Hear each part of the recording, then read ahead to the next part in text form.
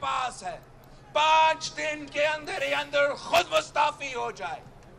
5 दिन के अंदर ही अंदर अगर आप में गैरत है, अगर आप में हिम्मत है तो असेंबली तोड़ो, बुज़दिल हो, खुद नहीं करते हो तो फिर 5 दिन बाद हम इस्लामाबाद पहुंच के अदम एतमाद इंशाअल्लाह ताला उस वक्त तक हमारा नंबर पूरा हो चुके होंगे, हम अदम एतमाद लेकर आएंगे और आपका बंदोबस्त खुद करेंगे। 5 दिन में घर जाओ वरना हम भेज देंगे। बिलावल भुट्टो ने वज़ीर आज़म को इस्तीफे के लिए 5 दिन की डेडलाइन दे दी। इमरान खान को ललकारते हुए कहा, गैरत है तो असम्बलियां तोड़ो और इलेक्शन कराओ। सब जमातें जमहूरी हमला करने पर मुत्तफिक हैं। हम नाअहल और नाजायज वज़ीर आज़म को हटाने के लिए निकले हैं। पीपल्स पार्टी का अवामी मार्च लोधरा पहुंच गया। चौधरी परवेज इलाही को अदम एतमाद की हंडिया में पहले उबाल का इंतजार। अदम एतमाद से मुतालिक सवाल पर जवाब दिया, हांडी में सामान चला गया, पहला उबाल आ जाए फिर आपको बताएंगे। इतनी बड़ी हांडी चढ़ी है, कुछ तो निकलेगा। वज़ीर आज़म से मुलाकात के दौरान तहरीक अदम एतमाद पर बात नहीं हुई। इमरान खान बिल्कुल भी घबराए हुए नहीं हैं। वज़ीर आज़म के खिलाफ अदम एतमाद का जाल कब बिछाना है? साबिक सदर आसिफ अली जरदारी और मौलाना फजलुर रहमान ने इस्लामाबाद में अहम मुलाकात। सियासी सूरत हाल और अदम एतमाद पर मुशावरत। दोनों रहनुमाओं ने इत्तेहादियों से राब्तों पर भी एक दूसरे को एतमाद में लिया। मौलाना फजलुर रहमान ने 48 घंटे अहम करार दिए थे।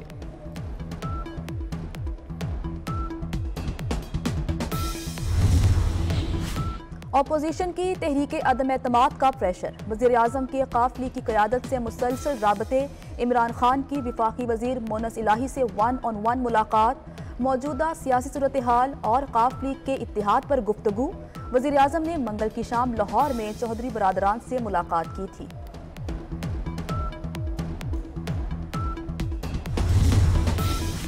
हुकूमत को हाँ या ना, MKM कोई फैसला ना कर सकी। खालिद मकबूल सिद्दीकी कहते हैं, हमारे दफातर सील हैं, वजारत और हुकूमत में रहने का क्या फ़ायदा। अदम एतमाद का जायज़ा ले रहे हैं, ब्लैकमेल नहीं करेंगे। खालिद मकबूल सिद्दीकी ने 12 मई के वाक़े पर माफ़ी मांग ली। बिल्कुल दाग लगा है और MKM को माफ़ी मांगनी चाहिए थी। मैं तो आपके सामने माफ़ी मांगता हूँ। माफ़ी किस बात की है? गलत अंदाज़ा लगाने। MKM फसाद करने निकलती अपनी रैली लेकर तो औरतों और बच्चों को लेकर ना निकल। हम इस्तेमाल हुए हैं, इसके लिए हम आपसे शर्मसार हैं और माफी मांगते। वो जाके एक बाहर भाग गया है, झूठ बोल के वो बाहर भागा हुआ है, अरबों रुपए की प्रॉपर्टीज में बैठा है। यहाँ बड़े बड़े सहाफ़ी कह रहे हैं जी उसे तकरीर करने दो। कोई किसी वकीलों ने कहा कि जी उसको फिर से उसके बैन खत्म करो, कि फिर से उसे इजाजत दो इलेक्शन लड़ने की। एक शख्स झूठ बोलकर बाहर भागा हुआ है, यहाँ सहाफ़ी कहते हैं उसे तकरीर करने दो। वकील कह रहे हैं उसकी नाअहली खत्म करो। वज़ीर आज़म की सहाफ़ियों और वकला पर सख्त तनकीद। कहा, माफिया इन्हें NRO देने के लिए दबाव डाल रहा है। मुल्क सिर्फ करप्शन की वजह से गरीब होते हैं। मगरबी ममालिक में कौम का पैसा चोरी करने का कोई सोच भी नहीं सकता।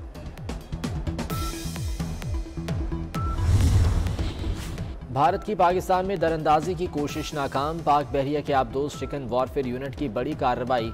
पाकिस्तान ने एक और भारतीय आबदोज का सुराग लगा लिया। DG ISPR का कहना है कि 5 साल में भारतीय आबदोज का सुराग लगाने का ये चौथा वाकया है। भारतीय आबदोज तलाश करना बहरिया की पेशावाराना महारत का सबूत है।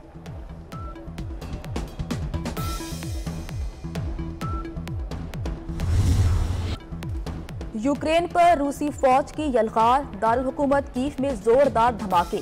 खारकीव पर भी बमबारी। यूक्रेनी हुकाम ने खैरसून पर रूसी कब्जे की तस्दीक कर दी।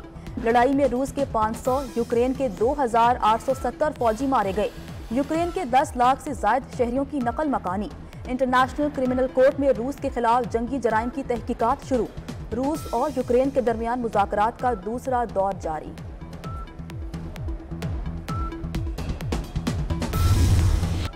कहीं तेज़ और कहीं हल्की बारिश से मौसम ठंडा और खुशगवार हो गया। लाहौर, रावलपिंडी, इस्लामाबाद, गुजरात, जेहलम, खारियां, सराय आलमगीर में हल्की बारिश।